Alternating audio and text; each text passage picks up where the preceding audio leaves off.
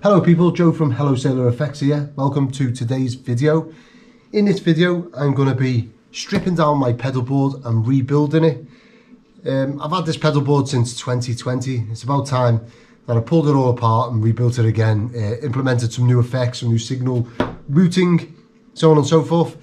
So since building this pedal board, or since taking it from Aldo and Ash pedal boards, by the way, if anyone's interested, those guys make the best pedal boards in the world. They're really durable, they look amazing. This particular one since 2020 has been to the South China Sea with me, literally the other side of the planet, through all the heat there, and then it's been up north to a non-friendly nation further north. I can imagine you can all guess who that would be. So it's been up in the ice, and as you can see, it took a bit of battle damage on the front there, and the Tolex is lifting a bit, but it is solid. During the time that I was away, or that I was deployed, this thing was kept in a very, very, very forward part of the ship. So every wave, every turn, every crash, this pedal board was right at the front of it. Apologies for the sound interruption. I'm currently duty, so I'm in work today. If I have to run quickly, it's probably something work related. Yeah, so it's been through some arduous conditions. I think most of the time that I was deployed, this thing was probably dreaming about being put in a cargo plane hold. The luxury of being able to get beaten around by baggage handlers as opposed to life at sea. Anyway, it's a great pedal board, and I'll be rebuilding it. The main reason I'm rebuilding it, actually, if I'm being honest, is I'm going on that pedal show experience day. Last time I was there, Dan kindly gave me some pointers on my pedal board. I was getting some issues with my dry signal being louder than my wet signal, so on and so forth. And really, when I go back, I want to not look lazy and look like I actually implemented it. With that in mind, there's a way of doing pedal board builds, and I'm sure if you watch Dan build any of his, you'll get some great tips. Everything I do is not going to be like that. It's going to be completely wrong. I'm going to do everything the wrong way and in the wrong order, but that's just how my mind works. If you could, please like and subscribe. It doesn't help the channel. It doesn't do anything, because I do all this just purely for fun and to document previous gear. Cheers. Right, so here it is, uncovered. It's a bit messy, a bit dirty. Some of the pedals have been pulled off, and a couple of others have been just stuck on. So some goals of this then. The main goal was to get rid of this one control looper. This switch here is on its way out, and it's really complicated for me. I can't think about, this does the whole program and you press one foot switch, it turns on a couple of loops. That's just too much for me. I just wanted a straight press a button, it turns on a loop, so on and so forth. I don't play live, so for me it's more about testing pedals and getting sounds at home. So I don't need this. I originally wanted to buy a gig rig Quartermaster because obviously they're the best things available, but I just couldn't justify the price of it, and the 8 loop switch one was just too long for this pedal board. So it would have meant buying a new pedal board. I certainly couldn't afford that, or buying 2 sets of 4. It was getting complicated. So being as I know how to use a soldering iron, I made myself this, which is basically just 8 true bypass switches with, now I'm going to have to take the back off and double check, with 4 switches, and then it goes to a send and return, and then another 4 switches afterwards. So that'll enable me to send to my humdinger and return from it, and that'll give me my wet and dry signal. It is just, it's an amplifier chassis actually that I, like a Champ chassis that I used, just drilled it out, and then I just cut a brass plate for the bottom. And all it is true bypass loops. It's not fancy. It's not the opto switching that you would get in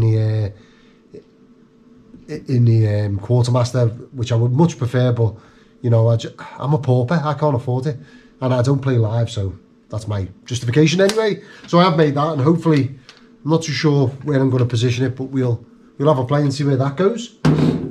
Other memorable notice or things to mention maybe would be this pedal here. So this is a Homebrew Devices Mach 2.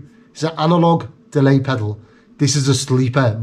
So I had a gold one of these a few years ago, and I had it for the longest time, and it was better than everything I ever tried. So I had a vintage Ibanez, a delay, I forget what it was called. Anyway, a pink one, and this just sounded so much better, and I sold it stupidly, and I managed to find this one, and these go for about 120 or 150 pound. And homebrew devices homebrew electronics don't make pedals anymore, so I would advise anyone to get online now and buy one while you can. So there's that. And I've got a few other new pedals. With regards to drive pedals, I think I'm going to take off my my DM drive. I've got the black version. This is, you know, it's probably a bit rarer than most of my other drive pedals. I don't want to have it on the board anymore. I'll save this for just a home, I think. And I'm unsure, again, same with this here, I've got the Dookie drive. I'm unsure whether I'm going to put this on or whether I'm going to take this off and go for something else, but we'll discuss all of that.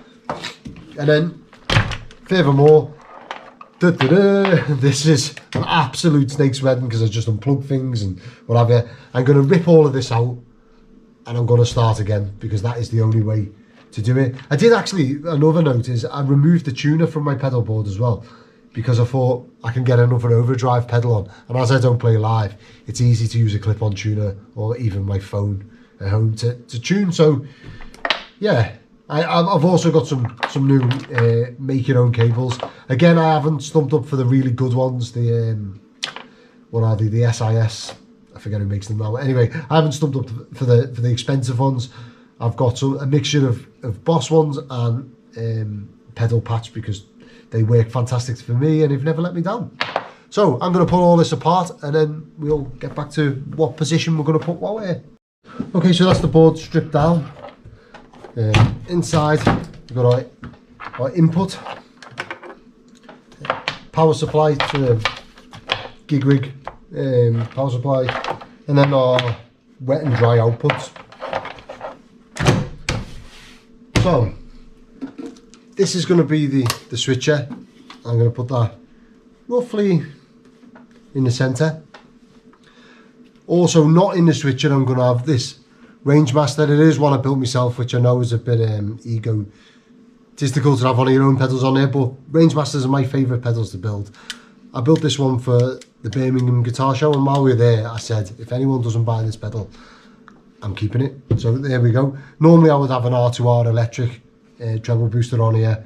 I've had it for the longest time. I think it's a fairly early one, before he started putting the R2R badge on the front actually. But yeah, so I'm gonna go with that here outside the switcher, so the input will come to this and then it'll go to the switcher. And then it's a washer thing. So the main or the newest thing that made me want to build my pedal board again was getting this Polyverbs. Now if anyone's tried this, it is fantastic. Really appealed to me. As soon as I seen Danish Pete and the Captain, they do the demo of it, and I instantly pre-ordered one. Now it's a stereo pedal, but you've got a stereo in, stereo out. So this is where it gets complex. I've got some TRS jacks, and I've built this little box, which is basically a switch to go between stereo and not stereo, because generally if I'm at home playing through an amplifier, like a large amplifier, I'll have headphones on and I'll be using my my load box or whatever. So you've got our input and output, but we've also got stereo in and stereo out. So after the humdinger, the split will go to the stereo in and stereo out. So this will always be in both sides. So the dry amp will have this in, and so will a wet amp. Unless I switch to off, in which case it will just come out the wet side if I'm playing at home and I don't want to have 2 amps running. So, I mean, I'm not even saying that this will work. All it does is it's just a switch that grounds out the stereo part of the jack, and which will basically then turn these TRS jacks into a normal jack. In my thinking, I don't actually know if that's going to work, so we will find out. So I'm thinking about putting this right at the end and having the stereo in and out right next to it, here, roughly there, and then and that's that kind of slot taken up. maybe. Then, as far as other pedals that need to go on the top go, I've got the new Permission to Land pedal from the Darkness, Hawkins Brothers Audio. I'm a massive fan of the Darkness, so I had to buy this pedal when it come out. I'm going to put it on the board because why not? I don't know whether I'm going to use the lead switch a lot or not. Who knows? I've not really had much chance to play it, so I don't know whether to put this down here and be able to use the lead switch or have it somewhere over here and I can probably reach it if need be. Now, pedals that definitely need to go under the board. I've got my compressor that will definitely go underneath the board, so we'll put that over there. And then possibly the delay. I could possibly put the delay under the board as well to save a bit of space. And then I've got a delay to go on the wet side. So Steve at Dash Effects he's a legend for the start. But he sent me this T120 because I've got an original one. It's number 77 that I'm getting a bit precious about. So that's been relegated to my drawer. I did used to have two of them on. And I think I may put this on the top, but this is going to be the wet delay. Sorry, the dry delay. So it's not really dry, is it? But still. And that's going to be the wet delay. Maybe I'll do that the other way around. Anyway, I'm thinking out loud now. Pedals that have to go on the board that I can't live without are these two. There we go. So, Camo Flange and Analog Man Chorus. These will go in the same loop and I use either or sometimes I'll have them stacked together, but maybe not. These definitely need to go on the top because I need to get to which one I'm going to turn off and turn on. So, are we thinking that these two will go side by side here, or will the Camo Flange be able to go down here and save a bit of space on the top deck? Although that means running cables. Not sure about the length of cable and stuff, how it will affect the sound, so maybe, don't know.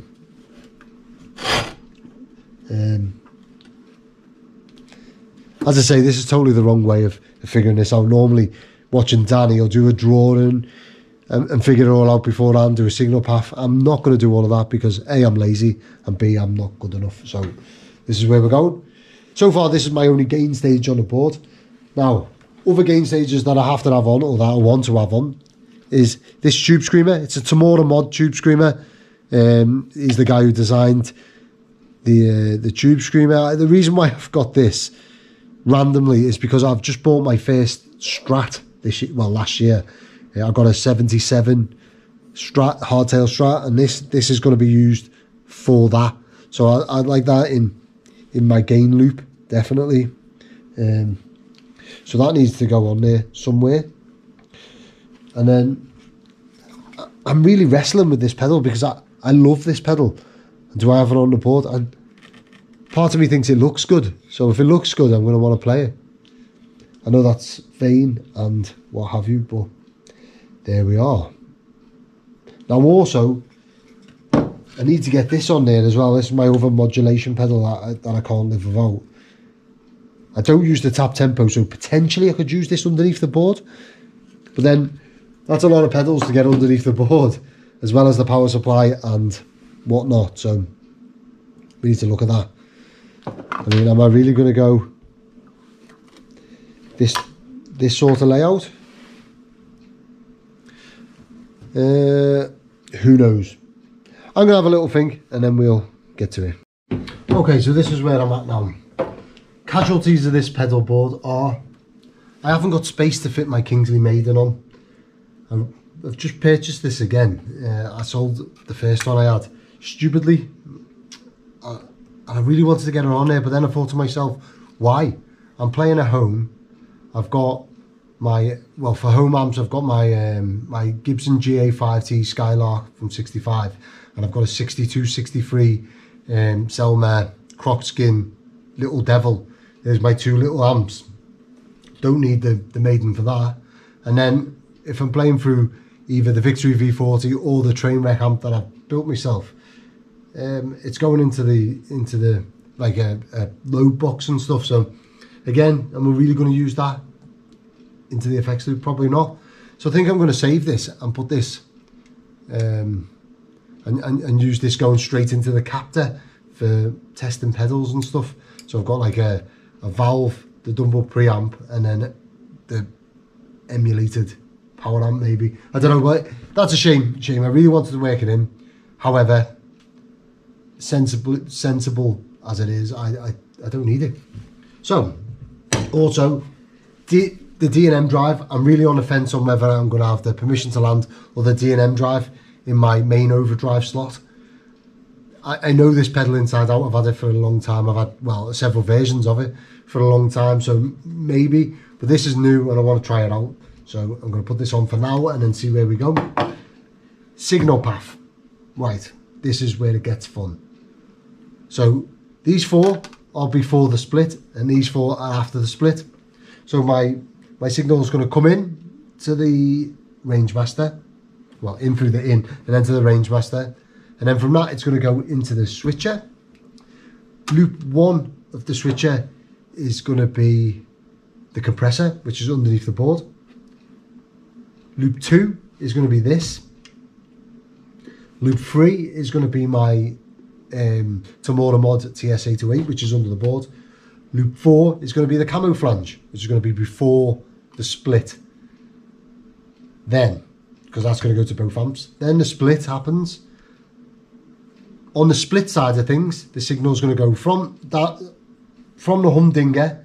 On the dry side of things, it's not dry because it's going to go through lots of other effects, as we see. On the dry side of things, it's going to come up from the humdinger and go to this T120 delay.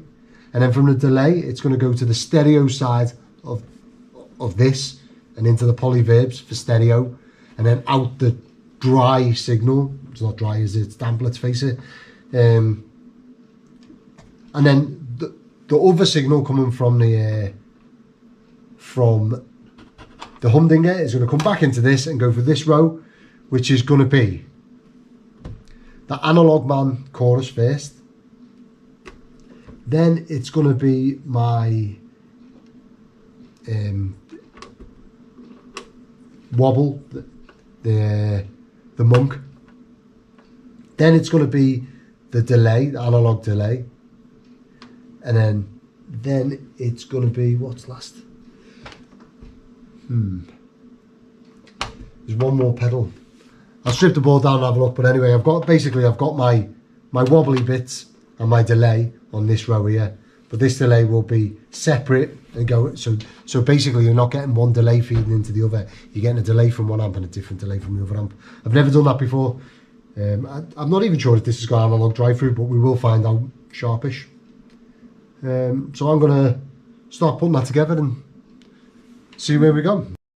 Okay, so after much deliberation, I've got all the pedals stuck down, which I know Dan says not to do until you've got all the power and whatnot in, but I've done it, so there you go. I never was one for following good advice. So they're all stuck down now. What a few changes is I've managed to work in the doohickey drive. I just couldn't let it go, so that's on there. New signal order is going to be into the switcher first. First loop is going to be the range master. I was going to leave it outside, but I think why not? I'm going to put it there, range master. Then we're going to have the permission to land, being the highest gain overdrive. Then there's going to be the doohickey, then the tube screamer. Then we'll have the split, and we've got the camouflage chorus. Underneath here is going to be our delay, and then this last one is going to be underneath here is going to be the wobble. So we've got the monk and then the delay, which is also under the board there. Our send and return over here is going to go through the humdinger, come out and go to our Demodash T120 Echo, videotape Echo, and then into the other side of the polyverbs. So basically we've got stereo reverb and a delay on each side with also wet dry, and that's the way it's going to work, hopefully. Now underneath the board, as discussed, I've got the Wind Cries Mary, good song, Mary Cries compressor.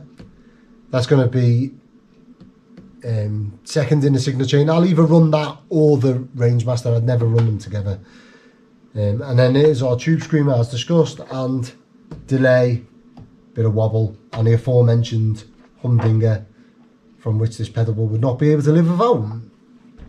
So next I'm going to try and wire in this absolute carnage of a mess of power supply, and we'll see where we go from there.